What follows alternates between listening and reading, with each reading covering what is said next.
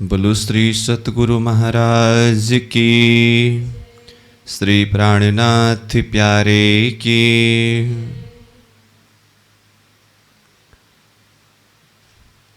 सब बागों शोभित रस्ते, कहूँ घट बड़ नाही हार। कई चौक मोहल मंदिरन के, कई गली चली बांध किनार। कई गली चली बांध किनार। लाल जिमी नूर लाल बन, शोभित पशु नूर लाल। लाल जानवर लाल पर, रंग फल फूल सब गुलाल। रंग फल फूल सब गुलाल। लाल जिमी नूर लाल बन।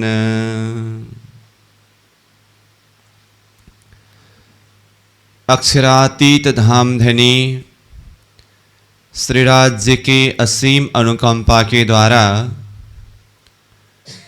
तारतम सागर दिव्य वाणी अंतर्गत परिक्रमा ग्रंथ के ऊपर हम चिंतन करते आ रहे हैं। तो परिक्रमा ग्रंथ में अब तक ये 43वां प्रकरण का 44वीं चौपाई तक के ऊपर चिंतन हुआ, विचार हुआ, चर्चा हुई। तो अभी के इस कक्षा सत्र में हम ये 43वां प्रकरण का 48 नंबर चौपाई से प्रारंभ करने जा रहे हैं।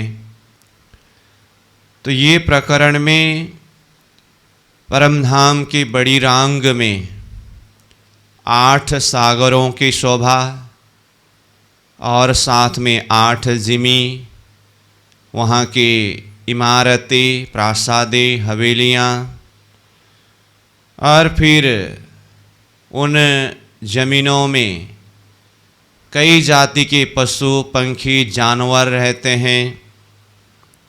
इन सब के नूर और इन सब में खुशबू, शीतलता, ये सब गुण विशेषताओं के द्वारा भरपूर शोभा को चिंतन करा रहे हैं। तो अब ये 48 नंबर चौपाई से अभी हमारा विषय प्रसंग जो प्रारंभ हो रहा है, अब यहाँ 48 से क्रमशः एक एक चौपाई में एक एक जमीन का रंग और वहाँ पर रहने वाले पशु पंखी जानवर, वहाँ के वन वृक्षों में लगे हुए फल फूल, बेलियाँ, पात, ये सब में जमीन माफक ही रंग का वर्णन क्रमशः एक एक चौपाई के द्वारा किया गया है। तो 48 नंबर से 55 नंबर तक ये 8 चौपाई होता है। हर एक चौपाई में एक एक रंगों का जमीन और वहाँ रहने वाले सब शोभा को वर्णन किया है। परंतु ये 8 चौपाई में जिस क्रम से जमीन अथवा उन रंगों का वर्णन आया है, ये रंग परिवर्तन के प्रसंग पर आधारित है। वैसे रंग परिवर्तन वाला प्रसंग तो जैसे अभी मैंने 8 जिमी का रंग और पशु पंखी के लिए 48 नंबर से 55 नंबर चौपाई तक के लिए संकेत किया, उसके बाद विशेष ये 56 नंबर और 57 नंबर, ये 2 चौपाई रंग परिवर्तन संबंधी चौपाई है। लेकिन इससे पूर्व आया हुआ ये 8 चौपाई भी उसी के आधार पर ही यहाँ पर क्रम से आया है। इसीलिए अब ये 48 नंबर चौपाई से हम प्रारंभ कर रहे हैं। पहले 55 नंबर चौपाई तक सीधा चौपाई का शब्दार्थ भावार्थ के हिसाब से देखते जाएंगे। फिर ये 56 और 57 नंबर चौपाई में ये रंग परिवर्तन का भाव क्या है इसके ऊपर चर्चा करेंगे। फिर वो समझ में आने के बाद ये 48 नंबर से 55 नंबर तक जिस क्रम से आया है वो फिर बाद में अपने आप समझ में आ जाता है, अथवा हम फिर भी उसको एक बार बाद में देख लेंगे। लेकिन अभी के लिए चौपाई का सीधा शब्दार्थ भावार्थ क्रम के हिसाब से हम पहले देखते हैं। तो चौपाई को देखिए, ये 48 नंबर को कहा, लाल जिमी नूर लाल बन, शोभित पशु नूर लाल, लाल जानवर लाल पर, रंग फल फूल सब गुलाल। तो यहाँ पर 8 सागर के बीच के 8 जमीन में से एक जमीन, जिस जमीन में लाल रंग है। अब लाल रंग कहने से जैसे नूर सागर का रंग श्वेत रंग है और नीर सागर का रंग लाल रंग है।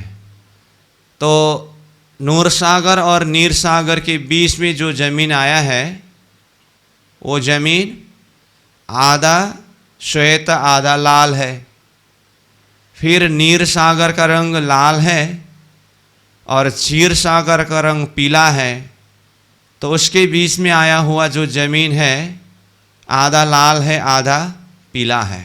तो इसी क्रम से सब सागरों के रंग के हिसाब से बीच का जमीन दोनों तरफ के सागर के रंग में रंगे हुए हैं। तो उसमें से यहाँ सर्वप्रथम लाल जिमी, लाल रंग की जमी से वर्णन प्रारंभ किया गया।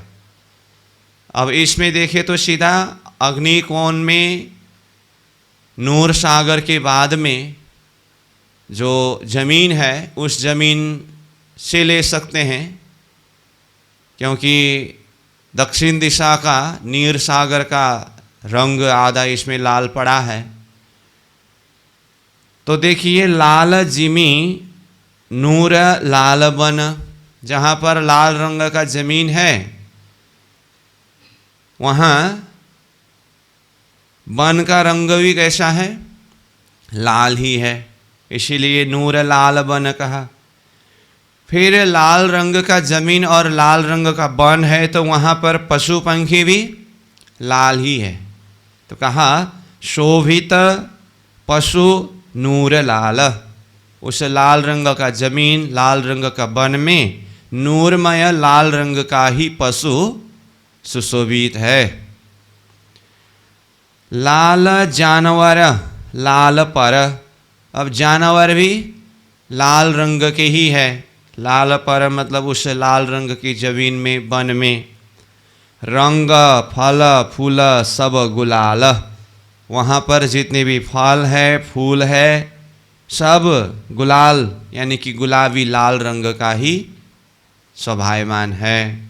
तो इस तरह से ये 48 चौपाई में लाल रंग की जमीन इसका वर्णन हुआ। अब उसके बाद 49 नंबर चौपाई जो है इसमें दूसरा जमीन जो जरद रंग पीला रंग का है। तो कहा नूर जरद जिमी जानवर, नूर पीले पशु जरद जोत, फल फूल पीले वृक्ष बेलियाँ, नूर पीला आकाश उद्योत। नूर जरद नूरमय जरद रंग पीला रंग का जिमी, जिमी जहाँ है तो वहाँ पर जानवर, जानवर भी कैसा है, नूरमय पीला रंग का ही है यानी कि जरद रंग का ही है। जरद मतलब पीला। नूर पीले पशु जरद जोत, वो जरद रंग का अथवा पीला रंग का जमीन में जो पशु है वो भी पीले रंग का ही पशु है और वहाँ सब ज्योति भी पीले रंग में ही प्रकाशित है। फल फूल पीले वृक्ष बेलियाँ, फल को देखिए, फूल को देखिए, वृक्ष को देखिए, बेलियों को देखिए, ये सब भी पीला रंग का ही है। नूर पीला आकाश उद्योत, अब सब पीला होने से आसमान में पीला ही रंग उद्योत प्रकाशित हो रहा है। इस तरह से ये 49 नंबर चौपाई के द्वारा दूसरा जिमी पीला रंग के जिमी का वर्णन हुआ। अब 50 नंबर में फिर तीसरा जिमी जो नीले मतलब हरा, या नीले शब्द जो है वो हरा रंग है, तो हरा रंग की जमी, वहाँ पशु पंखी जानवर सब कुछ हरा रंग के है। तो नीली जिमी नूर पाँच की, नूर नीले पशु जानवर, नूर नीला आसमान जिमी, ये नूर खूबी कहूँ क्यों कर। तो नूरमय नीली जिमी, हरा रंग का जमीन, पाँच की, पाँच मतलब हरा, नूर नीले पशु जानवर, तो उस जमीन में पशु जानवर जो भी है वो भी किस रंग के हैं? नीले, यानी कि हरा रंग के ही है। नूर नीला आसमान जिमी, अब वहाँ आसमान से जिमी तक जहाँ कहीं भी देखे सब तरफ नीला हरा रंग ही है। और ये नूर खूबी कहूँ क्यों कर, ये नूरमय खूबी शोभा यहाँ के किस तरह से शब्द में वर्णन करो। तो इस तरह से ये 50 नंबर चौपाई ने तीसरा जमीन और उसका रंग और वहाँ की सारी शोभा वर्णन किया। अब 51 नंबर चौपाई में चौथा जिमी, श्वेत जिमी, श्वेत पशु पंखी, नूर आकाश उज्जल, उज्जल नंग नूर सबे, वृक्ष बेली श्वेत फूल फल। अब देखिए यहाँ 51 नंबर चौपाई में कौन सा रंग का जमीन का वर्णन हुआ? श्वेत रंग। तो इसीलिए मैंने पहले ही कहा, जैसे देखिए लाल रंग का पहला वर्णन हुआ, फिर जरद रंग का वर्णन हुआ, उसके बाद नीला यानी कि हरा रंग का वर्णन हुआ। इसमें तो एक हिसाब से सीधा हिसाब से देखने पर भी वैसे दक्षिण दिशा में पहले लाल रंग का सागर नीर सागर आता है, उसके बाद नैऋत्य कोण में पीला रंग का सागर आता है, तो लाल रंग के बाद पीला रंग सागर के क्रम में भी ठीक है। उसके बाद फिर देखिए पश्चिम दिशा में हरित रंग का चौथा सागर आता है, तो उस हिसाब से भी देखें तो पहले लाल रंग आना, फिर पीला रंग आना, फिर नीले यानी कि हरित रंग आना, क्रम से ही दिखाई दे रहा है। लेकिन यहाँ बीच में अब देखिए 51 नंबर में जा कर के मतलब चौथा जमीन का ये क्रम में वर्णन करते समय सफ़ेद रंग का जमीन का वर्णन आया। तो सागर के क्रम से देखेंगे तो पहला नूर सागर का रंग सबसे पहला सफ़ेद रंग है ना, तो यहाँ चौथा नंबर की ज़मीन में यानी कि हरित रंग के बाद ये सफ़ेद रंग का ज़मीन का प्रसंग आया है। तो इसीलिए मैंने पहले ये चौपाई को प्रारंभ करने से पहले ही संकेत किया यही है, लेकिन इसमें थोड़ा रंग परिवर्तन के संबंध से प्रसंग जुड़ जाता है। पहले भी बताया, फिर भी बता रहा हूँ। अभी तो चौपाई का शब्दार्थ भावार्थ के हिसाब से देखते जाएं, फिर ये आगे जैसे कहा ना ये 56-57 नंबर को विशेष हम चर्चा करेंगे, तो फिर उसके बाद ये क्यों ये क्रम रंग थोड़ा ऊपर नीचे बदल करके आया वो अपने आप समझ में आ जाएगा। ठीक है, तो देखिए 51 नंबर चौपाई जैसे उच्चारण तो किया, अब इसका अर्थ देखिए। श्वेत जिमी श्वेत पशु पंखी, जमीन का रंग कैसा है? सफ़ेद है, श्वेत। अब श्वेत रंग का जमीन में पशु पंखी सब श्वेत ही है। नूर आकाश उज्जवल, आसमान में नूरमय श्वेत रंग ही उज्जवल मतलब प्रकाशित हो रहा है। उज्जल नंग नूर सबे, जहाँ कहीं भी देखे सब तरफ नंगों से, हर एक वस्तु से उज्जल श्वेत नूरमय रंग प्रकाशित हो रहा है। वृक्ष, बेल, श्वेत फल फूल। अब वो श्वेत जमीन में देखिए, वृक्ष भी श्वेत है, बेली को देखिए वो भी श्वेत है, फल को देखिए वो भी श्वेत है, फूल को देखिए वो भी श्वेत है, सब कुछ श्वेत रंग का ही है। तो 51 नंबर चौपाई में चौथा नंबर जमीन का वर्णन इस तरह से किया गया। अब फिर 52 नंबर चौपाई को देखिए, यहाँ पर 5वां नंबर जमीन का और वहाँ की शोभा वर्णन किया है। नूर श्याम जिमी आसमान लग, नूर श्याम पशु पंखी नूर, फल फूल श्याम नूर वृक्ष बेली, नूर पशु पंखी सब जहूर। अब इसमें भी देखिए तो पहले श्याम रंग आया। सागर के क्रम से अगर देखेंगे तो हरित रंग यानी कि पश्चिम दिशा के चौथा सागर के बाद में वायव्य कोण का 5वें सागर का रंग पहले क्या है? आसमानी रंग है। उसके बाद ही उत्तर दिशा में मधु सागर का रंग श्याम रंग है। अगर इस क्रम से मतलब सागर के रंग के क्रम से ही अगर देखें तो पहले आसमानी रंग का वर्णन होना चाहिए या श्याम रंग का वर्णन होना चाहिए? आसमानी रंग का वर्णन होना चाहिए ना। लेकिन यहाँ पर श्वेत रंग की जमीन के बाद श्याम रंग का वर्णन आया। ठीक है, अब ये 52 नंबर चौपाई की बात कर रहा हूँ मैं। इसके बाद 53 नंबर चौपाई में श्याम रंग की जमीन के बाद में फिर आसमानी रंग का जमीन का वर्णन है। तो इसीलिए मैं बोल रहा हूँ, फिर भी अभी चौपाई शब्दार्थ से देखते जाएं। ये रंग परिवर्तन वाला प्रसंग से संबंध है, बाद में अपने आप समझ में आ जाएगा। लेकिन अभी कितने नंबर में कौन सा रंग का जमीन का वर्णन हो रहा है, ये क्रम को आप ध्यान में रखिए। पहला नंबर में कौन सा आया? लाल।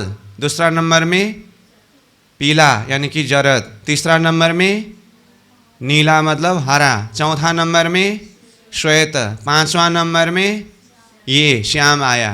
और 6वां नंबर के लिए संकेत कर ही दिया आसमानी। फिर 7वां नंबर में 10 रंग वाला और 8वां नंबर में अनंत रंग वाला सरबरस सागर के रंग वाला जमीन का। ये तो क्रम से आएगा ही। ठीक है, ये क्रम है अभी यहाँ जो वर्णन हुआ। तो अभी देखिए चौपाई नंबर 52 को उच्चारण तो कर लिया, अब इसका भाव देखिए। नूर श्याम जिमी आसमान लग। अब ये नूरमय श्याम रंग की जमीन जिसका प्रकाश आसमान तक प्रकाशित हो रहा है। और नूर श्याम पशु पंखी नूर, तो ये श्याम रंग का जमीन में जो पशु है पंखी है वो सब किस रंग के हैं? नूरमय श्याम रंग का ही है। और फल फूल श्याम नूर वृक्ष बेली, वो श्याम रंग की जमीन में फल है, फूल है, वृक्ष है, बेलियां है, सारा श्याम रंग की ही है। नूर पशु पंखी सब जहूर, सारे पशु पंखी भी नूरमय श्याम रंग के ही जहूर यानी कि प्रकाशित है। तो ये 52 नंबर चौपाई में कितने नंबर जमीन का वर्णन हुआ? 5वां नंबर हुआ। अब चलते हैं 53 नंबर चौपाई में 6वां जमीन का वर्णन हुआ है। नूर जिमी आसमानी आसमान नूर, रंग पशु पंखी नूर आसमान, फल फूल वृक्ष बेली सोई रंग, नूर शोभा जंग सके न भान। अब ये आसमानी रंग का जमीन जो है नूर जिमी आसमानी, तो उस आसमानी रंग की जमीन का प्रकाश भी नूर भी आसमान तक पहुंच गया है, प्रकाशित है। और उस जमीन में रंग पशु पंखी नूर आसमान, वहाँ के पशु पंखी सब किस रंग के हैं? नूरमय आसमान मतलब आसमानी रंग की ही है। फल फूल वृक्ष बेली सोई रंग, फल हो फूल हो वृक्ष बेलियाँ सब सोई रंग मतलब कौन सा रंग? वही आसमानी रंग का ही है। नूर शोभा जंग सके न भान, इसके नूरमय शोभा और इसके नूरमय प्रकाश जो एक आपस में जंग कर रहा है ना, कोई किसी को भान मतलब हटा नहीं सकते हैं, हरा नहीं सकते हैं, किसी को कोई परास्त नहीं कर सकते हैं। तो इस तरह से ये 53 नंबर चौपाई में छठा जमीन का वर्णन हुआ। अब 54 नंबर को देखिए, सातवां जमीन। 10 10 रंग वृक्ष बेली में, फल फूल रंग 10 10, रंग 10 10 जिमी आकाशे, नूर पशु पंखी याही रंग रस। अब इसमें 10 रंग का जिमी शब्द कहाँ प्रयोग हुआ? तीसरे चरण में पहले देखिए, रंग 10 10 जिमी आकाशे, तो 10 रंग का जमीन और इसका जो नूर है प्रकाश आकाशे आसमान में प्रकाशित हो रहा है। ये मैंने तीसरे चरण पहले उठाया इसीलिए कि वहाँ 10 रंग का जिमी शब्द है, इसीलिए बाकी पहला चरण से ही देखिए। 10 10 रंग वृक्ष बेली में, वो 10 रंग के जमीन में जो वृक्ष बेलियाँ आए हैं, वो वृक्ष बेली सब में कितने रंग हैं? 10 10 रंग ही है। फल फूल रंग 10 10, फल में देखिए फूल में देखिए सब में 10 10 रंग ही है। रंग 10 10 जिमी आकाशे, ये तो कहा पहले ही, जो 10 रंग की जमीन है उसका प्रकाश आसमान में प्रकाशित हो रहा है। नूर पशु पंखी या ही रंग रस, तो वहाँ पर जितने भी नूरमय पशु पंखी है वो भी या ही रंग रस, या ही मतलब यही मतलब 10 रंग में ही रंगे हुए हैं और रसमय प्रेममय आनंदमय है। इस तरह से 54 नंबर चौपाई के द्वारा सातवां जमीन और वहाँ की सारी शोभा वर्णन किया गया। अब 55 नंबर चौपाई में आठवां जमीन जो अनंत रंग का है।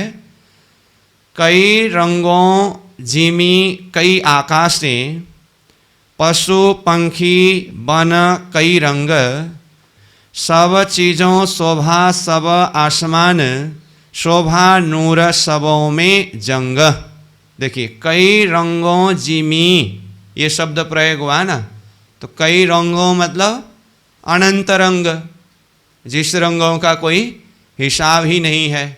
तो जैसे सरबरस सागर का रंग क्या है? अनंत रंग है ना, तो उसके साथ में आया हुआ जमीन का रंग भी कई रंग अनंत रंग है। कई रंगों जिमी कई आकाशे, और जहाँ जमीन में कई रंग है तो उसका नूर आसमान तक जाने से वहाँ आसमान भी कई रंगों के दिखाई दे रहा है, इसलिए कहा कई रंगों जिमी कई आकाशे। पशु पंखी वन कई रंग, वो अनंत रंग की जमीन में जितने भी पशु पंखी भी आया है वो भी कई रंग के ही है। ठीक है, और फिर कहते हैं सब चीज़ों शोभा सब आसमान, संपूर्ण प्रकार की शोभा सब आसमान में प्रकाशित हो रहा है। सब नूर सबों में जंग, सब का नूर एक आपस में सब में जंग मतलब युद्ध करता हुआ दृश्यमान हो रहा है। तो इस तरह से जैसे कि पहले ही कहा गया 48 नंबर चौपाई से 55 नंबर चौपाई तक में क्रमशः एक एक चौपाई में एक एक जमीन और वहाँ की संपूर्ण शोभा का रंग का वर्णन हुआ। सीधा सीधा हिसाब से तो ठीक है, लेकिन रंग का क्रम कैसे आया फिर भी एक बार सार रूप में देखिए, क्योंकि बाद में इसको अपने आप उसका संबंध देखना होगा। तो पहला नंबर लाल रंग का आया, दूसरे नंबर में पीला रंग का आया, तीसरे नंबर में नीला यानी कि हरित रंग का आया। चौथा नंबर में श्वेत रंग का आया। पांचवा नंबर में श्याम रंग का आया। छठवां नंबर में आसमानी रंग का आया। सातवां नंबर में 10 रंग का आया और आठवां नंबर में अनंत रंग का आया। ठीक है, इस तरह से ये आठों जमीन का रंग वर्णन हुआ है। अब 8 सागर का रंग का क्रम तो जानते ही है ना। अब फिर से उसको दोबारा बताने की जरूरत नहीं है। तो इस तरह से 55 नंबर चौपाई तक पूरा हुआ।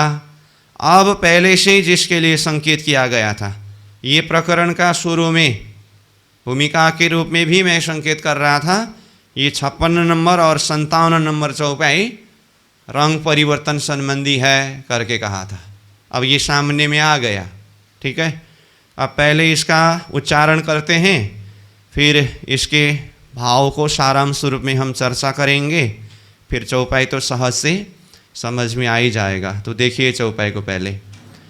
अग्नि ईशान लाल नूर पीत नीर रंग दक्षिण नैऋत्य क्षीर नीला रंग दधि श्वेत पश्चिम रोशन घृत वायव बल श्याम रंग रंग आसमानी मधु उत्तर 10 रंग अमृत ईशान रस पूर्व रंग सरभर।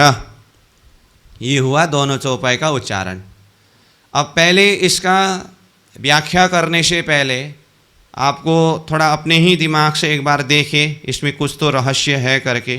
तो देखिए, तो अभी तक जिस तरह से सागर का डायरेक्शन यानी कि दिशा, सागर का नाम और सागर का रंग दिल दिमाग में बैठा हुआ है ना, फिर भी मैं एक बार बता ही देता हूँ। अग्निकोण में नूर सागर का रंग क्या है?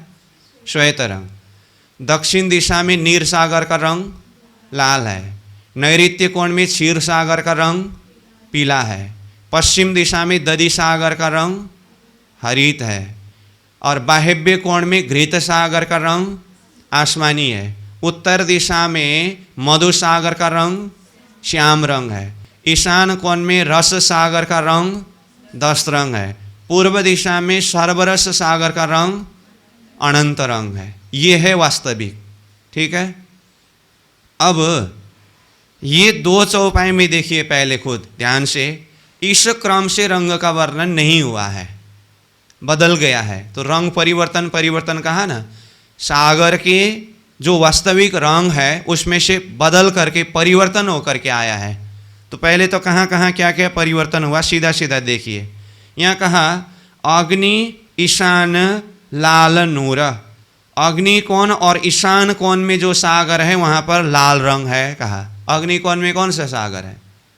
नूर सागर। और ईशान कोण में रस सागर। जबकि अग्नि कोण का नूर सागर का रंग सफ़ेद है और ईशान कोण का रस सागर का रंग 10 रंग है। लेकिन ये चौपाई ने क्या कहा?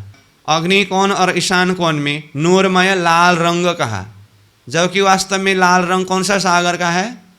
दक्षिण दिशा में स्थित नीर सागर का है ना। तो यहाँ अग्नि कोण और ईशान कोण के सागर को लाल रंग कहा। फिर आगे देखिए, पीत नीर रंग दक्षिण। दक्षिण दिशा में स्थित नीर सागर का रंग पीत पीला कहा, जबकि वास्तविक रंग कौन सा है? लाल रंग है। तो यहाँ कौन सा रंग बताया? दक्षिण दिशा भी कहा, नीर सागर भी कहा, वो ठीक है, लेकिन रंग में क्या बदल आया? पीला रंग हुआ। ठीक है, अब आगे देखिए, नैऋत्य क्षीर नीला रंग। नैऋत्य कोण में क्षीर सागर, उसका रंग यहाँ क्या बताया? नीला यानी कि हरा। जबकि पहले जो वर्णन हुआ उस हिसाब से देखेंगे तो नैऋत्य कोण का ये क्षीर सागर का रंग क्या है? पीला रंग है। लेकिन यहाँ क्या कहा? नीला कहा, बदल गया ना। ऐसे ही दधि श्वेत पश्चिम रोशन। पश्चिम दिशा के दधि सागर में श्वेत यानी कि श्वेत रंग प्रकाशित है, जबकि पहले के वर्णन के हिसाब से पश्चिम दिशा का दधि सागर का वास्तविक रंग क्या है? हरा रंग है। लेकिन यहाँ क्या कहा? श्वेत रंग है। तो पूरा बदलाव आया कि नहीं आया? आया ना। एक चौपाई हुआ। दूसरा चौपाई देखिए, घृत वायव बल श्याम रंग। बाह्य कोण में स्थित घृत सागर में संपूर्ण बल से युक्त श्याम रंग है। अब श्याम रंग कहा यहाँ, तो पहले जो वर्णन हुआ बाह्य कोण में घृत सागर का अपना रंग क्या है, वास्तव में आसमानी रंग है ना, लेकिन यहाँ क्या कहा, श्याम रंग कहा। तो इसमें भी बदलाव आया कि नहीं आया। फिर आगे देखिए, रंग आसमानी मधु उत्तर दिशा के मधु सागर में आसमानी रंग कहा। तो वास्तव में मधु सागर का रंग क्या है, श्याम रंग, लेकिन यहाँ चौपाई में क्या कहा गया, आसमानी रंग कहा गया। ठीक है।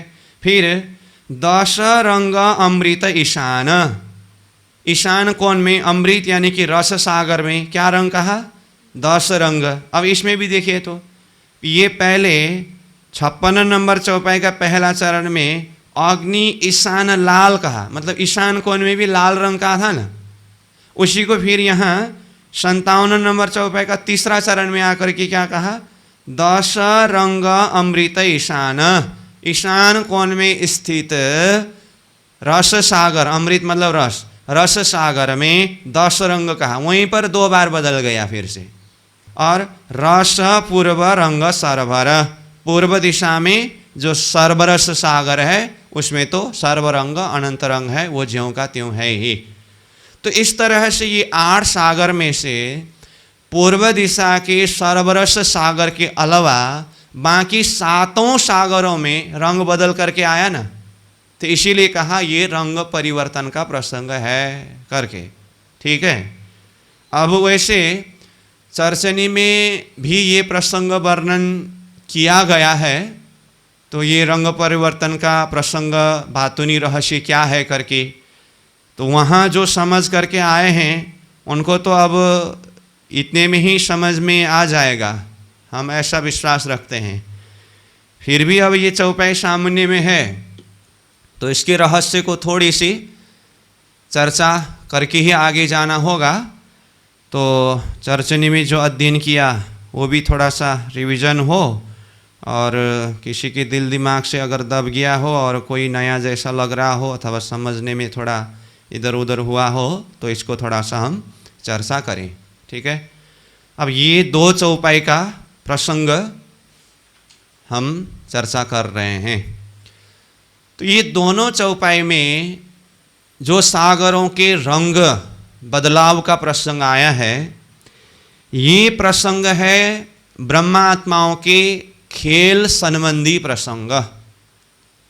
अब ध्यान से सुनिएगा, चौपाई का सीधा शब्दार्थ भावार्थ तो ये 56 57 नंबर का भी हो गया, लेकिन अब इसके अंदर जो एक रहस्य है उसके ऊपर हम चर्चा प्रारंभ कर रहे हैं। तो कहा यहाँ रंग परिवर्तन प्रसंग जो है ये ब्रह्मा आत्माओं के खेल देखने के संबंध में ये प्रसंग आया है।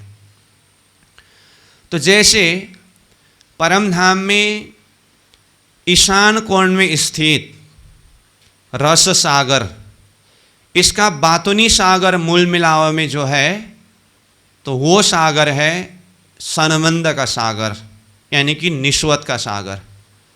अब यहाँ रंग परिवर्तन का प्रसंग, ब्रह्मात्माओं के खेल संबंधी प्रसंग कहा, तो ये सिर्फ बड़ीरांग के ही सागर से संबंधित नहीं है।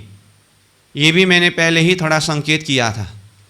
ये सागर बड़ीरांग का है, इसका बातुनी सागर जो सागर ग्रंथ में वर्णन किया गया है वो मूल मिलावा के बैठक के अंदर की सागर है, संबंध वहाँ पर रखता है। तो ये रस सागर का बातुनी सागर निस्वत यानी कि संबंध का सागर है। तो परम धाम में आत्माओं के बीच के संबंध, राजी, श्यामा जी और 12,000 सखियों के बीच का संबंध, ये निस्वत, ये निस्वत यानी कि संबंध का सागर ये रस सागर है।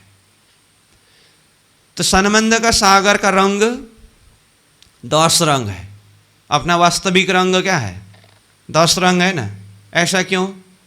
क्योंकि संबंध एक तरफ से ही पक्का नहीं होता है। निश्वत को पक्का करने के लिए, संबंध को पक्का करने के लिए हर तरफ से, दसों दिशा से ये पक्का करना होता है। इसलिए संबंध का रंग अथवा निश्वत का रंग 10 रंग है। अब जब अक्षरातीत धामधनी श्रीराज जी ने अपने दिल में ये विचार किया अथवा दिल में ये बात ली कि मैं आत्माओं को खेल दिखाऊं, कब की बात है ये? परम धाम के हिसाब से आज के दिन की बात है। तो राज जी ने दिल में क्यों लिया आत्माओं को खेल दिखाऊं ये भाव, ये विचार? क्योंकि आत्माओं ने परम धाम में रहते हुए राज्य की पातशाही और वाहिदत का इशक समझ नहीं पाए, ये तो हम जानते हैं। तो राज्य की पातशाही और वाहिदत का इशक ये पहचान कराने के लिए धनी ने दिल में लिया कि मैं आत्माओं को खेल दिखाऊं। तो जब ये विचार राज्य के दिल में आया, उसके बाद क्या हुआ? पहले लई हक के दिल में, पीछे आए माहे नूर, ता पीछे हादी रूहन में, ये जो हुआ जहूर। राज्य ने दिल में लिया, उसका परिणाम आज के दिन सदा की तरह अक्षर ब्रह्म अक्षरातीत धामधनी के दर्शन करने के लिए आए प्रथम प्रहर के अंतिम समय में। तो जैसे आए तो आज राज्य महाराज ने अक्षर को भी अपना पूर्ण स्वरूप का दर्शन करा दिए और उसी के माध्यम से सखियाँ और अक्षर के बीच में एक आपस में देखना हुआ। ये प्रसंग तो जानते ही है, सब समझते ही है। तो ये प्रसंग में ये सारी कहानी जुड़ती है, इसीलिए मैं सार रूप में बता रहा हूँ। तो जैसे ही अक्षर ब्रह्म और हम सखियों के बीच में एक आपस में देखा देख हुआ, उसके बाद हमारे मन के अंदर, हृदय के अंदर विचार प्रकट हुआ, प्रश्न प्रकट हुआ, क्या ये दूसरा पुरुष कौन है? तो ये बात हमने किसको पूछा? धामधनी को, श्रीराज जी को पूछा। तो जैसे श्रीराज जी को हमने ये बात पूछा तो धनी ने क्या कहा? इस विषय में जानने समझने की कोई ऐसा इच्छा ना रखो, इसको जानने समझने से कोई फायदा नहीं है। फिर भी अगर जानना चाहते हो तो चलो बता देता हूँ, वो मेरा ही अंश है, सतअंश अक्षर ब्रह्म। वो असत जड़ दुखमय संसार जग नाटक बनाते हैं और मिटाते हैं। इस तरह से थोड़ी सी बात डाल दी। अब जैसे अक्षर के द्वारा खेल बनना मिटना, ये बात हम आत्माओं ने सुना, तो अब क्या हुआ? अक्षर ब्रह्म खेल बनाते मिटाते हैं, असत जड़ दुखमय है, तो फिर हमें खेल दिखाइए। अब यहाँ पर बात पहुँच गई। कहानी तो सब जानते हैं आप, तो यहाँ पर बात पहुँच गई ना। जैसे ही राज्य महाराज के समक्ष में हमने अक्षर के खेल देखने के विषय की बात रखी, तो पहले तो हमारा दिल में आया ना, राज्य से ऐसे ही बात तो नहीं रखे। तो खेल करके ये बात सुनते ही हमारे दिल दिमाग में क्या चढ़ गया? खेल की बात दिल दिमाग के अंदर प्रवेश कर लिया। यहाँ तक कहानी हो गई। अब इसमें ये रंग परिवर्तन का संबंध क्या है, पहले ये देखिए। रस सागर यानी कि रस सागर का बातुनी सागर, निश्वत का सागर, संबंध का सागर, परम धाम में अभी तक राज जी, श्यामा जी, हम सखियों के बीच में एकदम निश्वत पक्का था, कोई हलचल नहीं था। जैसे ही अक्षर को देखते ही खेल देखेंगे करके ये विचार जब हम आत्माओं के दिल के अंदर आया, तो आत्मा के हृदय के अंदर क्या चढ़ा? खेल का रंग चढ़ा कि नहीं चढ़ा? कहाँ राज्य के साथ में आनंद में मस्ती में रमने वाले सखी, कहाँ अक्षर को देखते ही घुस गया दिल दिमाग में वायरस, खेल देखेंगे, तो खेल का रंग चढ़ गया। तो अब ये खेल का रंग चढ़ने का मतलब क्या है? तो परम धाम में ये 8 सागर के प्रसंग में दक्षिण दिशा में स्थित नीर सागर जो है ना, नीर सागर खेल का प्रतीक है। नीर सागर किसका प्रतीक है? खेल का प्रतीक है, माया का प्रतीक है। अब परम धाम में माया, आश्चर्य लगेगा आपको, परम धाम के ही अंदर अथवा धाम धनी के ही साथ में ये माया भी एक शक्ति रूप में रहता है। माया किसे कहते हैं? परमात्मा के लिए वही एक शक्ति है, लेकिन जिसको असर करता है उसके लिए माया है। अब इसका व्याख्या फिर दूसरी तरफ चला जाएगा, इतना हम सब जानते ही है। तो इतना समझना है यहाँ कि परम धाम के ये 8 सागर के प्रसंग में दक्षिण दिशा में स्थित नीर सागर खेल का प्रतीक है। नीर है ना, नीर। तो प्राणनाथ जी ने वाणी में प्रकाश ग्रंथ में दूध पानी का निवेरा ये प्रकरण रखा है। तो ये दूध पानी का निवेरा के द्वारा क्या समझाया है? वहाँ प्रसंग में तो मन और जीव का अंतर बताया है। दूध कह करके जीव अथवा चेतन और पानी कह करके मन। तो मन और चेतन आत्मा में क्या भेद है, मैं जो प्रकाश वाणी का ही संकेत कर रहा हूँ, तो वहाँ मन और जीव का प्रसंग है। बाकी जहाँ कहीं भी दूध और पानी का प्रसंग आता है तो दूध ब्रह्म का प्रतीक है और पानी माया का प्रतीक है। जैसे सेवा पूजा में जय जय सतगुरु आरती तेरी, ये जो है ना, इसमें तारतम ज्ञान हाथ कर लीन हो, क्षीर नीर को निर्णय कीनो। यहाँ क्या शब्द आया? क्षीर और नीर। क्षीर मतलब दूध, दूध मतलब ब्रह्म, और नीर मतलब पानी, पानी मतलब माया। तो माया और ब्रह्म का निर्णय करा दिया सदगुरु के ज्ञान तारतम्य ज्ञान ने, ये आता है। तो मतलब नीर मतलब माया अथवा खेल का प्रतीक है। तो अब बताइए, दक्षिण दिशा में स्थित नीर सागर का रंग वास्तव में कौन सा रंग है? लाल रंग है ना। तो अभी तक दक्षिण दिशा में लाल रंग अपनी ही जगह में था, और ईशान कोण का रस सागर यानी कि सनबंध का सागर में 10 रंग अपने ही जगह में था। जब सखियों के दिल में खेल देखने की इच्छा ये प्रकट हुई, तो खेल देखने की इच्छा का मतलब है खेल का चिंतन। तो खेल का चिंतन है परम धाम में नीर सागर का चिंतन। तो जैसे ही चिंतन वहां पर चला गया, नीर सागर का रंग यानी कि लाल रंग रस सागर यानी कि सनबंध के सागर के ऊपर चढ़ गया। तो इसीलिए क्या हुआ, अब सनबंध का सागर यानी कि रस सागर का रंग क्या हुआ? अब लाल रंग हो गया। समझ में आई बात? क्यों? सखियों के हृदय के अंदर खेल का रंग चढ़ गया ना। हाँ, तो खेल का रंग चढ़ गया तो परम नाम का निस्वत संबंध बिगड़ा कि नहीं? और यही संबंध बिगड़ने के कारण तो देखिए ना, प्रेम संवाद में मने कि हमको 3 बेर तब हम मांग्या फेर फेर फेर। तो दानी ने मना किया, तब हम मांग्या फेर फेर फेर। राज्य हमारे स्वामी है, हमारे मालिक है, उन्होंने एक बात कह दिया तो वहीं पर बात बंद होनी चाहिए ना। राज्य के सामने में आगे कोई तर्क वितर्क नहीं होनी चाहिए ना। लेकिन राज्य के साथ में इतना तर्क वितर्क करने का ये बल कहाँ से आया?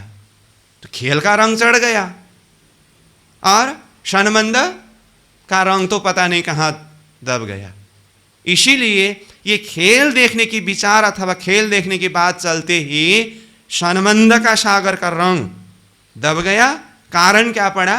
नीर सागर खेल का सागर का रंग आकर के लाल रंग का जाई निस्वत का सागर सनबंध का सागर में पड़ गया। ठीक है, अगर अब इतना कह करके सीधा चौपाई को दिखाऊं तो यहाँ देखिए, अब 56 नंबर चौपाई में अग्नि ईशान लाल नूर। अग्नि कोण में लाल रंग क्यों पड़ा वो कहानी बताना बाकी है, लेकिन तुरंत यहीं पर देखेंगे तो ये ईशान लाल नूर, ईशान कोण में नूरमय लाल रंग पड़ गया, जबकि वो वास्तव में 10 रंग का है, लेकिन हुआ क्या? लाल रंग चढ़ गया। ठीक है, अब जैसे लाल रंग चढ़ गया तो अब होगा क्या? देखिए, हाँ, इसमें भी जब हृदय में कोई भी स्थान कोई भी जगह का जब हम कल्पना करते हैं ना, तो पहले वहाँ का रंग चढ़ जाता है। और उसके बाद हम वहाँ पहुँच जाते हैं। जैसे कि मानो हमें यहाँ से कोई भी एक निश्चित जगह में जाना हो, मानो कि पद्मावतीपुरी धाम में जाना हो, यहाँ बैठे हैं अभी हम, ठीक है।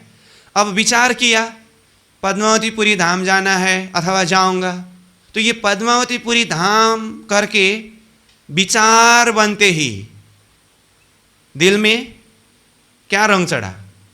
वो पद्मावतीपुरी धाम करके वो एक जो भी शोभा है, जो भी रंग है, वो दिल दिमाग में आया कि नहीं आया? तो पहले रंग चढ़ गया। अभी हम है कहाँ? अभी तो हम पद्मावतीपुरी धाम नहीं पहुँचे, लेकिन वहाँ का रंग आ गया, चढ़ गया। ऐसे ही निस्वत के सागर में परम धाम में ही रहते हुए सखियों ने खेल के विषय में जब चिंतन किया ना, पहले खेल का रंग यानी कि नीर सागर का लाल रंग निस्वत के सागर में आ गया। उसके बाद सखियाँ पहुँच गए खेल में। तो खेल में कब पहुँचे? मूल मिलाव के बैठक में 4:30 बजे, और सुरता रूप को खेल में उतार दिया। ज्यों नींद में देखिए सुपन्न, यों उपजे हम ब्रज बधु जन। ब्रजमंडल में बधु के रूप में उतर गए तो आ गए खेल में।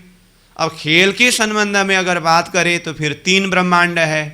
ब्रज के बाद रास, रास के बाद फिर जागनी के ब्रह्मांड, ये खेल में उतर गए हम। अब ये संबंध जागनी के ब्रह्मांड से ही देखना होगा। है तो ब्रजरास होकर के ही आए हैं, लेकिन यहाँ रंग परिवर्तन के प्रसंग में जागनी के ब्रह्मांड से ही देखना होगा। तो इतना हुआ। तो अभी तक जितनी कहानी प्रसंग चर्चा किए गए तो कितना हुआ? परम धाम में हम आत्माओं ने अक्षर के खेल देखने की इच्छा किए। निस्वत के सागर में खेल का रंग लाल रंग चढ़ गया, इसीलिए रस सागर ईशान कोण में लाल रंग हुआ। हम आत्माएं खेल में आ गए। ठीक, अब हम तो खेल में आए। यहाँ बताया है अग्नि कोण का नूर सागर में भी लाल रंग चढ़ा हुआ है। अब इसमें कारण क्या है? अब इस तरफ चले हम। जब हम आत्माओं ने खेल देखने की बात श्री राज जी के समक्ष रखा, अब राज जी तो जानते हैं क्योंकि खेल की बात तो राज जी ने ही पहले दिल में लिया है। तो जब सखियों का खेल में आने की बात पक्की हो गई तो राज जी महाराज भी विचार करने लगे कि ये आत्माएं खेल में जा करके भूलेंगे ही, और इन आत्माओं को जगाने के लिए मुझे ही खेल में जाना पड़ेगा। देखिए अब राज्य के दिल में भी खेल की बात ये विचार में चढ़ गया कि नहीं चढ़ गया? क्या सोचे? राज्य को खेल देखने के लिए आने के लिए खेल को विचार नहीं किया। सखियां खेल में जा रही है तो सखियां खेल में जा करके भूलेंगे, इन्हें जगाने के लिए मुझे भी खेल में जाना होगा। तो खेल में जाने की जब विचार राज्य के दिल में आई अथवा खेल के विषय की बात राज्य ने अपने दिल में लिया, तो अब ये खेल के बीच में आत्माओं को जगाने के लिए राज्य का आवेश, वो जोश सद्गुरु स्वरूप में पधारे हैं। तो राज्य की आवेश शक्ति, वो जोश जो खेल में सद्गुरु स्वरूप में पधारने वाले हैं, अभी तो विचार में है ना, पधारने वाले हैं, तो वो जोश के ऊपर अथवा राज्य के आवेश के ऊपर क्या चढ़ गया? खेल का रंग चढ़ गया। तो जोश का सागर कौन सा सागर है? अग्नि कोण में स्थित नूर सागर, बड़ी रांग में तो नूर सागर है। मूल मिलावा के बैठक के अंदर बातुनी सागर में नूर सागर का बातुनी सागर क्या है? श्री राज्य का जोश का सागर, वो कहाँ है? अग्निकोण। तो जैसे ही राज्य महाराज ने आत्माओं को खेल दिखाने के विषय में अथवा खेल से जगाने के लिए स्वयं सद्गुरु स्वरूप में, हादि के स्वरूप में जाने की बात दिल में लिया, तो खेल रूपी नीर सागर का लाल रंग राज्य के जोश रूपी नूर सागर यानी कि अग्नि कोण के नूर सागर में चढ़ गया। इसीलिए नूर सागर का अपना असली रंग तो श्वेत रंग था, उसके ऊपर नीर सागर का लाल रंग चढ़ने से अब नूर सागर का रंग भी क्या हुआ? लाल हो गया, सफेद रंग दब गया। इस अर्थ में अग्निकोण का नूर सागर का रंग कैसा हुआ? लाल हो गया। तो अब देखिए फिर से ये 56 नंबर चौपाई का पहला चरण इतना हुआ। तो अग्नि ईशान लाल नूर, अग्नि कोण का नूर सागर और ईशान कोण का रस सागर में नूरमय लालिमा युक्त लाल रंग चढ़ गया। तो ये पहला चरण अर्थ पूरा हुआ। ठीक। अब जैसे राजी महाराज ने आत्माओं को खेल दिखाने के लिए अथवा खेल से जगाने के लिए मुझे ही हादी यानी कि सदगुरु रूप में जाना है, ये विचार किया, रंग चढ़ गया। तो रंग चढ़ने के बाद तो फिर धामधनी स्वरूप भी खेल में पधारे। तो खेल में पधारने में भी देखिए, जैसे आत्मा के प्रसंग में कहा गया ब्रज रास जागनी तीनों ब्रह्मांड होके आए, तो राज्य के आवेश भी ब्रज में भी पधारे, रास में भी पधारे और जागनी के ब्रह्मांड में भी पधारे। अब इसमें भी एक बात और बता देता हूँ मैं, जैसे नूर सागर राज्य का जोश का सागर कहा ना, वो राज्य के जोश के ही सागर में क्यों लाल रंग चढ़ा? क्योंकि खेल में आते समय राज्य का वो आवेश शक्ति, जोश, ये शक्ति आया है। कैसे? ब्रजमंडल में पधारे जब, तो नंद बाबा के घर के अंदर प्रवेश किए हुए दो भुजा स्वरूप श्याम है ना, इनके अंदर आत्मा किसके है, जोश किसके है? प्राणनाथ जी ने प्रकटवाणी के चौपाई में क्या कहा? दो भुजा स्वरूप जो श्याम आत्म अक्षर जोश धनी धाम। तो देखिए, तो नंद बाबा के घर के अंदर प्रवेश किए हुए दो भुजा वाला बाल स्वरूप के अंदर आत्मा अक्षर का है, धामधनी का क्या है? जोश। तो धामधनी का जोश शब्द आया ना यहाँ, तो ये जोश का सागर, नूर सागर, बातुनी अर्थ में जोश, वही जोश राज्य के आवेश ब्रजमंडल में पधारे। और रास मंडल के प्रसंग में भी देखिए, रास में श्री कृष्ण जी किशोर स्वरूप में विहार कर रहे हैं, तो प्रकटवाणी में ही चौपाई प्रसंग आया है ना कि दोनों मगन होकर के खेल रहे थे। मूल स्वरूप अक्षरातीत धनी ने देखा, तो क्या हुआ फिर? रास में श्री कृष्ण जी जो खेल रहे थे उनके अंदर से क्या खींच दिया? चौपाई में क्या आता है? जब जोश लियो खींच कर तब चित्त चौंक भई अक्षर। तो रास के स्वरूप में भी क्या है? जोश है। उस जोश को खींच लिए तो रास में श्री कृष्ण जी अंतर्धान हो गए।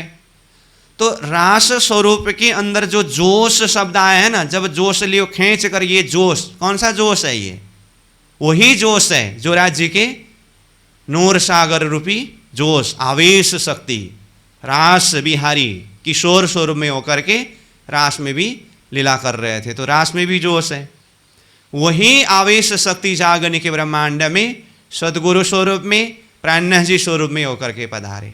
तो प्राणनाथ जी के अंदर वो जोश को देखिए, तो श्री धनी जी को जोश, आत्म दुलहीन, नूर हुकुम, बुद्ध मूल वतन, ये 5 मील भई महामत, वेद कतेब पहुंचे शरत। तो प्राणनाथ जी के अंदर क्या है? श्री धनी जी को जोश, राज्य के आवेश जोश। तो ये जोश कौन सा जोश है? नूर सागर का बातुनी सागर मूल मिलावा में श्री राज्य का जोश का सागर, वही जोश आवेश शक्ति ब्रजमंडल में आत्म अक्षर जोश धनी धाम, ये जोश। रास मंडल में जब जोश लियो खींच कर, रास के स्वरूप का जोश, जागनी के ब्रह्मांड में श्री धनी जी को जोश, प्राणनाथ जी के अंदर की शक्ति, ये स्वरूप है। तो इस अर्थ में परम धाम में रहते हुए आत्माओं को खेल दिखाने के लिए और जगाने के लिए मुझे खेल में जाना पड़ेगा। खेल के विषय का चिंतन किया, नीर सागर का लाल रंग नूर सागर में चढ़ गया, तो नूर सागर का रंग लाल हुआ, और धामधनी स्वरूप आत्माओं को जगाने के लिए खेल में पधारे। तो यहाँ तक ठीक है। अब खेल में आने के बाद क्या हुआ, अब आगे चलते हैं। सखियां तो आकर के भूल गई।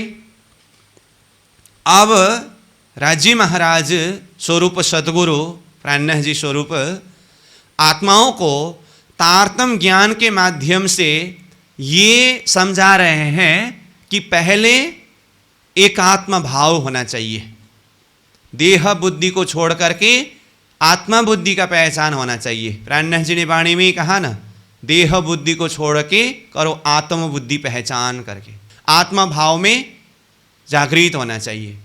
तो आत्मा भाव की जब चिंतन हो तो आत्मा भाव क्या है? एक दिली भाव, तो परम धाम में हमारा आत्मा का असली स्वभाव क्या है? अद्वैत, यानी कि एक दिली। तो नीर सागर रूपी खेल में बैठ कर के धनी हमें ये समझा रहे हैं कि आत्मा के अंदर एक दिली भाव प्रकट होना चाहिए धनी से मिलने के लिए। तो बताइए, परम धाम में एक दिली का सागर कौन सा सागर है? तीसरा सागर क्षीर सागर है, वही बातुनी सागर के रूप में मूल मिलाव के अंदर एक दिली का सागर है। तो एक दिली का सागर का रंग क्या है? यानी क्षीर सागर का रंग पीला रंग है ना।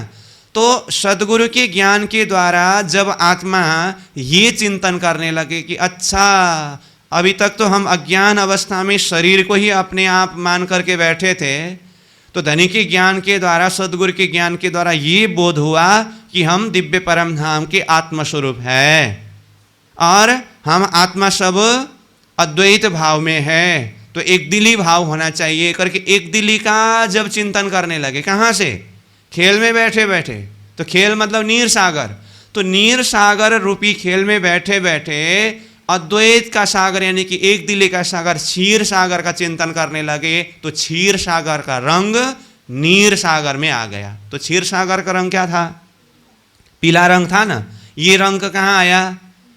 नीर सागर में आया। तो नीर सागर का रंग क्या हुआ? अब पीला हो गया। ठीक है।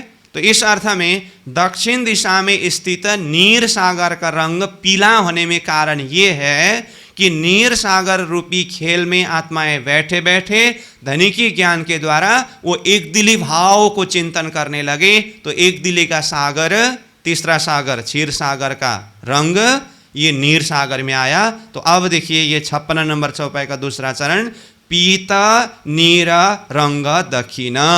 दक्षिण दिशा का नीर सागर का रंग पीत मतलब पीला हो गया। यहां तक समझ में आया? ठीक है। अब पीला हुआ तो पहले सागर का रंग चढ़ गया, तो आत्मा कहां पहुंचेंगे? अब तुरंत वो सागर में पहुंचेंगे, मतलब एक दिली भाव में पहुंच गया। तो सखियां जब एक दिली भाव में पहुंच गए, इसका मतलब सखियां नीर सागर से कहां पहुंचे? क्षीर सागर में पहुंचे। क्षीर सागर मतलब तीसरा सागर, एक दिली का सागर में। ठीक है। अब ये तीसरा सागर क्षीर सागर में फिर कहाँ का रंग चढ़ा है? चौथा सागर दधी सागर का रंग है, जबकि नीला यानी कि हरा रंग। लेकिन यहाँ चौपाई में आया है कि तीसरा सागर क्षीर सागर में वो नीला यानी कि हरा रंग आया। तो इसमें क्या रहस्य है? जब आत्माएं एक दिल्ली के सागर में पहुंचे, अब फिर ये विचार करने लगे, अब हम एक दिली भाव में तो आ गए, अब एक दिली होकर के अब क्या करना है आगे? एक दिली होने के बाद अब आगे क्या करना है? कुछ तो करना है ना। तो करना क्या है? आत्मा भाव में, अद्वैत भाव में तो आ गए, तो अब आगे करना है धाम धनी श्रीराज जी के स्वरूप का चिंतन, श्रृंगार का चिंतन, स्वरूप श्रृंगार का ध्यान। आत्मा भाव में पहुंचने के बाद तो धनी का ही चिंतन करेंगे ना। तो अभी आत्मा कहाँ है? एक दिली के सागर, तीसरा सागर क्षीर सागर में। अब यहां बैठे बैठे आत्मा धाम धनी के स्वरूप श्रृंगार का चिंतन करने लगे। तो जैसे ही धाम धनी के स्वरूप श्रृंगार का चिंतन करने लगे, तो बताइए चौथा सागर जाहिरी नाम में दधी सागर है, बातुनी नाम में मूल मिलाव के अंदर दधी सागर का बातुनी सागर क्या है? जुगल स्वरूप का श्रृंगार का सागर है। इसीलिए धाम धनी के स्वरूप श्रृंगार का चिंतन करने लगे का अर्थ चौथा सागर जुगल स्वरूप का श्रृंगार का सागर का चिंतन करने लगे। कहाँ बैठे बैठे? तीसरा सागर क्षीर सागर में बैठे। जैसे ही चिंतन होने लगे धाम धनी का स्वरूप श्रृंगार का, तो वो सागर का, वो सागर मतलब चौथा सागर जुगल स्वरूप का श्रृंगार का सागर अथवा दधी सागर का रंग एक दिली का सागर यानी कि तीसरा सागर क्षीर सागर में आ गया चिंतन मात्र से। तो इसीलिए अब क्या हुआ? तीसरा सागर नैऋत्य कोण का जो क्षीर सागर है, उसमें चौथा सागर दधी सागर का यानी कि जुगल स्वरूप का श्रृंगार का सागर का रंग ये तीसरा सागर में आने से अब देखिए चौपाई 56 नंबर का तीसरा चरण, नैऋत्य खीर नीला रंग। नैऋत्य कोण में स्थित क्षीर सागर में नीला यानी कि हरा रंग हो गया। इसका असली रंग क्या था? पीला था। अब जुगल स्वरूप का चिंतन करने से ये सागर में नीला यानी कि हरा रंग आ गया। तो अब जैसे ही वो रंग चढ़ गया, अब सखिया कहाँ पहुँचे? फिर चौथा सागर यानी कि दधी सागर में। जुगल स्वरूप का चिंतन में ही, ध्यान में ही मगन होने लगे ना, चिंतन में चौथा सागर में पहुँच गए। अब चौथा सागर में पहुँचने के बाद यानी कि पश्चिम दिशा के दधी सागर में पहुँचने के बाद अब वहाँ से आगे जाना कहाँ है? वायव्य कोण में ईशक का सागर है यानी कि घृत सागर। वायव्य कोण में घृत सागर, जिसका बातुनी नाम ईशक का सागर है, वहाँ जाना है। अब उसका चिंतन करने लगे, लेकिन ईशक का सागर ने प्रवेश नहीं दिया। हाँ, अगर प्रवेश दिया होता तो ईशक का सागर का चिंतन करते ही चौथा सागर दधी सागर में ईशक का आसमानी रंग आना चाहिए था ना, वो रंग नहीं चढ़ा, इसका मतलब प्रवेश नहीं दिया। अच्छा, तो फिर इलम का सागर का चिंतन करना चाहिए। इलम का सागर का चिंतन करने लगे तो वहाँ से श्याम रंग आना चाहिए था ना, वो भी रंग नहीं चढ़ा। इसका मतलब क्या है? इलम का सागर ने भी प्रवेश नहीं दिया। अब गाड़ी फंस गई, मतलब आत्मा अब समस्या में पड़ गए। चौथा सागर श्रृंगार का सागर तक तो पहुंच गए, अब इलम का सागर और ईशक का सागर दोनों ने प्रवेश नहीं दिया। अब समस्या में पड़ गया ना आत्मा। अब जब समस्या में पड़े तब समाधान का उपाय क्या है? फिर से सद्गुरु स्वरूप का चिंतन करना है कि नहीं? तो सद्गुरु स्वरूप ही समस्या का समाधान बताएंगे। समस्या क्या हुआ? ईशक का सागर में भी प्रवेश नहीं मिला, इलम का सागर में भी प्रवेश नहीं मिला, तो इसीलिए चौथा सागर दधी सागर में बैठे बैठे आत्मा सद्गुरु स्वरूप का चिंतन करने लगे। तो सद्गुरु स्वरूप मतलब सद्गुरु कौन है? राज्य का जोश का सागर अथवा आवेश, जोश ही धरती में सद्गुरु स्वरूप होकर के पधारे करके पहले ही बताया ना। तो सद्गुरु का चिंतन करने का मतलब 8 सागर के प्रसंग में देखे तो कौन सा सागर का चिंतन करना है? अग्नि कोण में स्थित नूर सागर, जो श्री राज्य का जोश का सागर है। ठीक है, तो अभी आत्मा है चौथा सागर पश्चिम दिशा का दधी सागर में।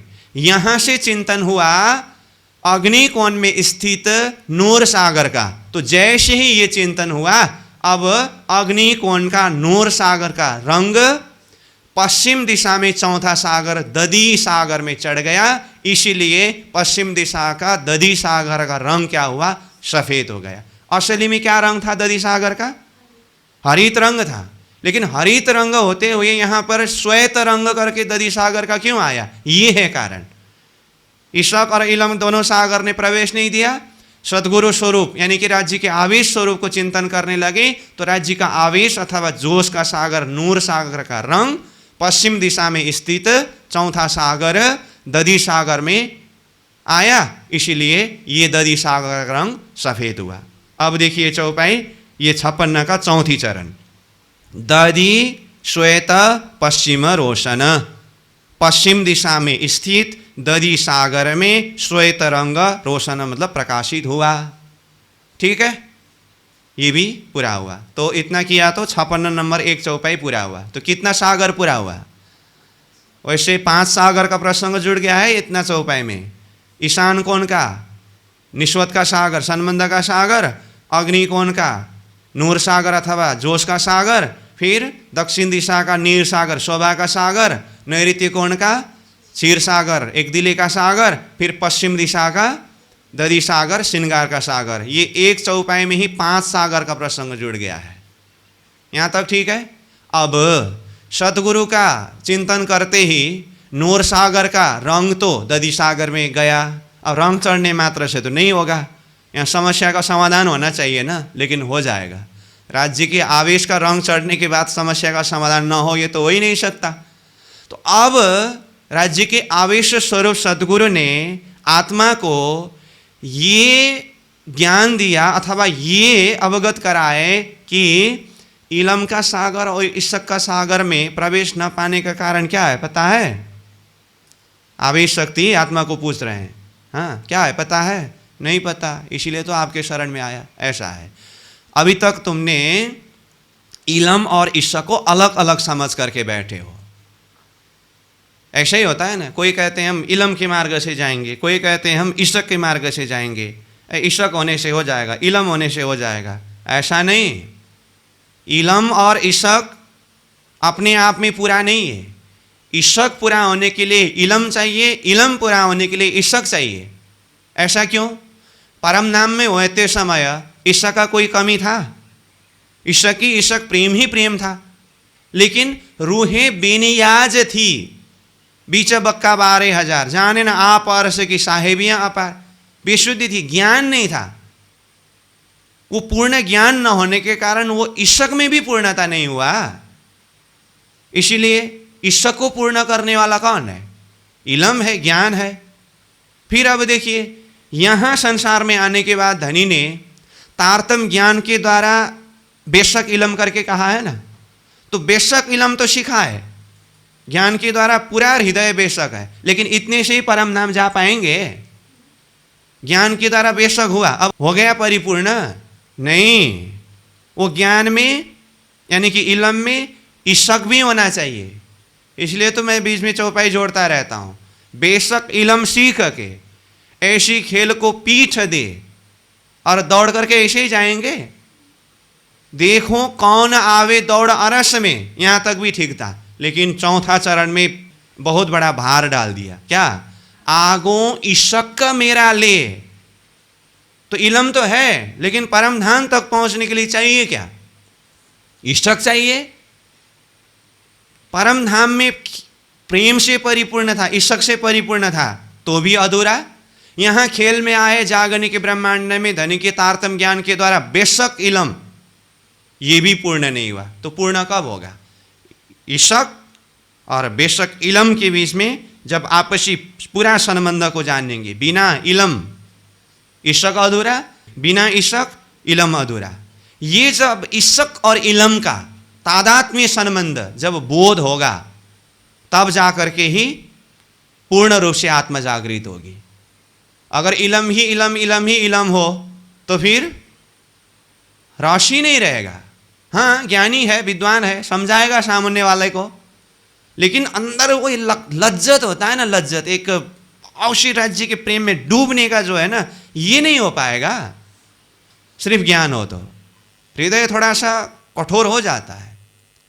हाँ, इश्क है भरपूर, लेकिन इलम न हो तो फिर समय आने पर इश्क में भी थोड़ा सा सामने वाला कोई अगर हलचल करा दे तो फिर थोड़ा अंदर से, हाँ सच में ऐसा ही है क्या? लोग उल्टी सीधी बातें करें तो इलम से मजबूत नहीं है ना, इसलिए थोड़ा सा हिल जाते हैं। इसलिए इलम में भी पूरा चौकस चित्त हो और इश्क भी पूरी तरह से जागृत हो गया हो, फिर इतने मजबूती से ये आत्मा दृढ़ होगी। ये है वास्तविक जागने।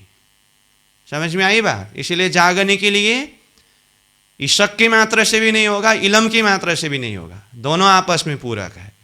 तो ये बात, ये रहस्य कौन समझाए? सद्गुरु। तो आत्मा को ये समझ में आया, अच्छा ये रहस्य है, इश्क और इलम के बीच में ये संबंध है करके इश्क और इलम के बीच का भेद, रहस्य और संबंध जब समझ में आया, तो इश्क में इलम, इलम में इश्क, दोनों आपस में पूरक है। तो ये जब समझ में आया ना, तो अब क्या हुआ? इश्क का सागर, पांचवा सागर है ना बाह्य कोण में, जाहिरी नाम से क्या है? घृत सागर। घृत सागर इश्क के सागर में मधु सागर, इलम का सागर का श्याम रंग आया, इसलिए बाह्य कोण का घृत सागर का रंग क्या हुआ? श्याम रंग हुआ। और इलम का सागर, मधु सागर जो उत्तर दिशा में है, उसमें बाह्य कोण का घृत सागर यानी कि इश्क का सागर का रंग चला गया, इसीलिए मधु सागर जो उत्तर दिशा में है उसका रंग क्या हुआ? आसमानी रंग हुआ। वो एक आपस में अदल बदल हो गया। ठीक है, इसीलिए अब क्या हुआ? बाह्य कोण में स्थित इश्क के सागर में श्याम रंग आया। क्यों? बिना इलम ईशक अधूरा है। ठीक, ऐसे ही उत्तर दिशा में स्थित मधु सागर में अथवा इलम का सागर में ईशक का सागर का आसमानी रंग चला गया। क्यों? बिना ईशक इलम अधूरा है। तो दोनों जब एक आपस में पूरक हुआ तो दोनों सागर का रंग वहीं पर अदल बदल हुआ। अब इतना समझ में आया तो अब चौपाई को देखिए, 57 नंबर चौपाई। घृत बाइब बल श्याम रंग। तो क्या हुआ? बाह्य कोण में स्थित घृत सागर में, अब ये बल शब्द सागर के लिए होता है। अब सागर कहने से तो कितना बलशाली होता ही है ना। तो ये सागर में श्याम रंग, कौन सा रंग आया? श्याम रंग आया। वास्तव में ये श्याम रंग किसका था? मधु सागर का था, लेकिन आया कहाँ? घृत सागर, ईशक का सागर में। इसीलिए क्या हुआ? घृत बाह्य कोण का घृत सागर में श्याम रंग आया। ऐसे ही आगे देखिए दूसरे चरण में, रंग आसमानी मधु उत्तर। उत्तर दिशा में स्थित मधु सागर में आसमानी रंग आया। ये कहाँ का रंग आया? ईशक का सागर का रंग ये मधु सागर में आया। तो ईशक और इलम आपस में पूरक हो गया। ठीक है। अब उसके बाद तो देखिए, मधु सागर के बाद कौन सा सागर है? रस सागर। रस सागर का बातुनी नाम क्या है? निस्वत का सागर, सनमंद का सागर। अब ध्यान से सुनिए, सनमंद का सागर का अपना असली रंग तो 10 रंग था, लेकिन आत्माओं ने खेल देखने की विषय की जब बात दिल में लिया तो खेल का रंग चढ़ करके लाल हो गया था ना। अब ये खेल देख करके जब ईशक के द्वारा, इलम के द्वारा हर प्रकार से आत्मा जागृत हो गई, तो फिर से राज्य के साथ में आत्माओं के परम धाम का जो निस्वत था, पहले जो निस्वत था, वो निस्वत में थोड़ा सा बीच में हलचल आया था ना। क्या हलचल आया था? खेल का रंग चढ़ गया था। तो इसीलिए ईशान कोण का निस्वत के सागर, रस सागर में लाल रंग चढ़ गया था। अब आत्मा इस तरह से तारतम ज्ञान के द्वारा एक दिली हो गए, राज्य का स्वरूप श्रृंगार का चिंतन करने लगे। फिर सदगुरु के ज्ञान के द्वारा ईशक इलम का पूरक संबंध समझ गया, मतलब ईशक के द्वारा भी जागृत हो गए, इलम के द्वारा भी जागृत हो गए। एक राज्य करके इलम ने दृढ़ करा दिया और राज्य में ही कुर्बान होना चाहिए, ईशक ने समर्पित सिखा दिया। तो राज्य के साथ में ज्यों का त्यों संबंध हुआ कि नहीं हुआ? तो ज्यों का त्यों संबंध होने का अर्थ, पहले वो बीच में थोड़ी देर के लिए आया हुआ वो लाल रंग था ना, वो लाल रंग पता नहीं कहाँ चला गया, मतलब अपना मूल संबंध दृढ़ हुआ। इसीलिए अब रस सागर, ईशान कोण का यानी कि निस्वत का सागर का रंग ज्यों का त्यों 10 रंग ही हुआ। इसलिए देखिए तो अब 57 नंबर के तीसरे चरण में क्या कहा? 10 रंग अमृत ईशान। ईशान कोण में स्थित अमृत यानी कि रस सागर में 10 रंग ही हुआ कि नहीं? तो वहाँ ऊपर मतलब कहाँ? 56 नंबर चौपाई का पहला चरण में ईशान में लाल रंग का था ना, वो थोड़ी देर खेल के कारण बीच में आ गया था। फिर से आत्मा ऐसे जागृत हो गए, संबंध को ऐसे दृढ़ करा दिए ईशक इलम सब ने, तो 10 रंग अमृत ईशान। अमृत का सागर, रस सागर जो ईशान कोण का है, 10 रंग मतलब धनी के साथ में संबंध ज्यों का त्यों हुआ। संबंध मूल को मैं तो पाँव पल छोड़ो न जाए, अब छल बल मोह कहा करे, मोह आधे थे दियो उड़ाए। मतलब नीर सागर का लाल रंग को आधे से ही उड़ा दिया। मोह को उड़ाने का मतलब क्या है? वही लाल रंग को उड़ाना है ना। तो निस्वत संबंध मूल को, मूल संबंध दृढ़ हुआ, मतलब संबंध का सागर, रस सागर का 10 रंग ज्यों का त्यों हुआ। अब मजे की बात है, 7 सागर में तो रंग का उतार चढ़ाव हुआ, लेकिन 8वां सागर देखिए तो पूर्व दिशा में सर्वरस सागर, मेहर सागर है ना। अब उसके लिए चौपाई से ही देखिए सीधा, रस पूर्व रंग सरवर। पूर्व दिशा में स्थित सर्वरस सागर, मूल मिलाओं में जो बातुनी सागर, मेहर का सागर, इसमें सर्व रस सर्व रंग पूरा भरपूर है। इसका मतलब वहाँ पर कोई हलचल आया? कुछ भी हलचल नहीं आया। इसका अर्थ क्या है? सारा ये खेल देखने के बीच की तूफान जो है ना, आत्माओं के हृदय में ही ये सारा तूफान हुआ है। राज्य के हृदय के अंदर बैठ करके देखिए, कुछ भी नहीं हुआ है। मेहर सागर मतलब राज्य का हृदय का सागर है ना, वहाँ पर कोई रंग परिवर्तन हुआ? न वहाँ का रंग कहीं चला गया, न वहाँ कोई रंग आया। इसका मतलब क्या है? राज्य मस्ती में बैठे हुए हैं और अंगुली की निशानी में आत्माओं को नचा रहे हैं, खिला रहे हैं। इसलिए तो कहते हैं ये 14 लोक ब्रह्मांड अज्ञान के कारण, फरामोशी के कारण इतना भयंकर लगा है, लेकिन वाणी में स्वयं प्राणनाथ जी कहते हैं खसखस के दाने में दिखाया 14 भवन। और कलश वाणी में 1,00,000 पत्ता को एक तीर भेदन करते समय एक पल भर में अगर भेदन होता हो तो एक के बाद ही दूसरा पत्ता भेदन होता है ना, तो एक पत्ता भेदन करने के लिए समय कितना लगा? ये खेल के लिए इतना भी समय नहीं लगा है। कलशवाणी के द्वारा भी यही समझाया। इसका मतलब राज्य के हृदय में बैठ करके अगर देखेंगे तो ये खेल कितना है, कुछ है ही नहीं। अर्श की कंकरी उड़ाए देवे 14 भवन करके कहा है, लेकिन अज्ञान के कारण आत्मा को इतना भयंकर लग रखा है ना, इसलिए सरबर सागर मेहर सागर में न कोई रंग का आना न कोई रंग का जाना। तो इसका अर्थ क्या हुआ? अब समराइज तो करना पड़ेगा, चौपाई का शब्दार्थ तो हुआ। तो ईशक और इलम के द्वारा संबंध निश्वत पक्का होने के बाद, जैसे ही निश्वत पक्का हुआ आत्माओं को प्रवेश कहाँ मिला? हक का मेहर अतीत होता है, जीत असल है निश्वत। जब निश्वत पक्का हुआ, 10 रंग ज्यों का त्यों कायम हुआ, हक का मेहर यानी कि राज्य के दिल रूपी सागर में आत्मा पहुंच गई। तो जहां से खेल शुरू हुआ था वहीं जाकर के पूरा हुआ और कुछ फायदा भी हुआ। एक पातसई और की दूजा वाहिद कैसक, ये तो समझ में आया ना। ये है पूरा खेल का प्रसंग संबंध। तो ये 2 चौपाई में, ठीक है। तो अब मैं चौपाई को सीधा सीधा पढ़ देता हूँ, आपको पूरा अर्थ दिल दिमाग में समझ में आना चाहिए। अग्नि ईशान लाल नूर, अग्नि कोण और ईशान कोण के 2 सागर में नूरमय लाल रंग हुआ। और इतने में समझ में आना पड़ेगा, बाकी सारा व्याख्या कर चुका हूँ। पीता नीर रंग दक्षिण, दक्षिण दिशा में स्थित नीर सागर का रंग पीला हुआ। नैऋत्य खीर नीला रंग, नैऋत्य कोण में खीर सागर जो है वो नीला रंग का है। दधि श्वेत पश्चिम रोशन, पश्चिम दिशा में स्थित दधि सागर में श्वेत रंग है। घृता बाह्य बल श्याम रंग, बाह्य कोण में स्थित घृत सागर में श्याम रंग है। रंग आसमानी मधु उत्तर, उत्तर दिशा में स्थित मधु सागर में आसमानी रंग है। 10 रंग अमृत ईशान, ईशान कोण में स्थित अमृत यानी कि रस सागर में 10 रंग है। रस पूर्व रंग सरबर, पूर्व दिशा में स्थित सर्वरस सागर में पूर्ण रंग पूर्ण शोभा है।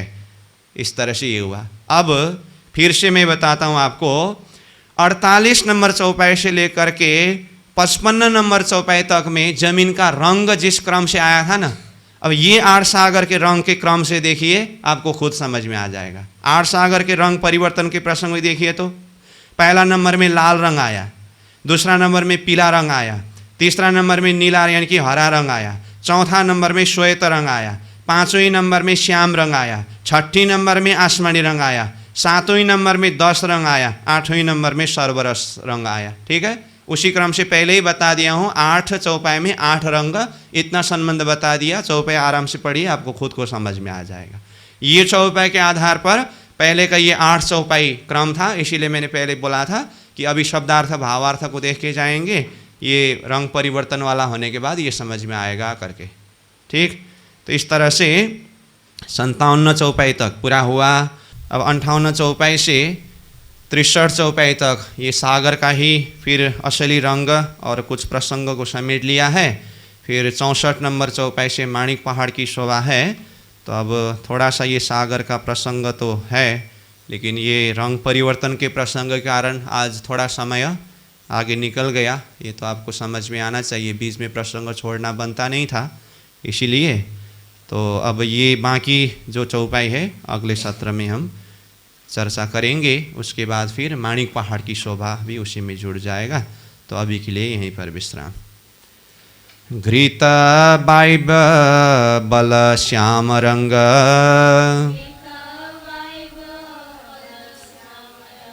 रंग आसमानी मधु उत्तर, दस रंग अमृत ईशान रस पूर्व रंग सरभर रस पूर्व रंग सरभर। बोलो श्री प्राणनाथ प्यारे की प्रणाम।